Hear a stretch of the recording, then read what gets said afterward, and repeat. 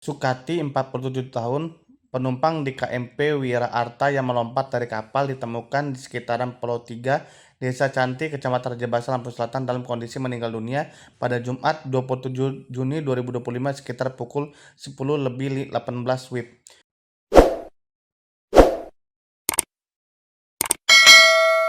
Jenazah Sukati ditemukan 15 mil dari lokasi dia dikabarkan hilang.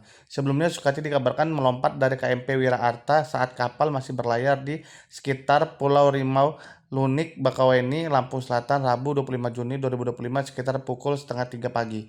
Kepala Pos SAR Bakauheni Rezi Kuswara mengatakan pihaknya telah menemukan penumpang yang melompat dari KMP Wira Arta.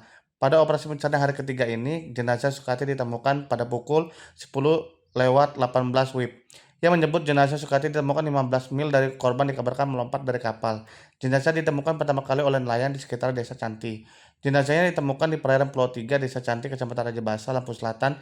15 mil dari korban dikabarkan lompat dari kapal tersebut. Setelah mendapat informasi keberadaan korban, pihaknya langsung menuju lokasi. Lalu pihaknya mengevakuasi korban ke darat dan langsung membawanya ke rumah duka. Dengan ditemukannya korban, maka operasi pencarian telah selesai. Pihaknya mengembalikan unsurnya masing-masing.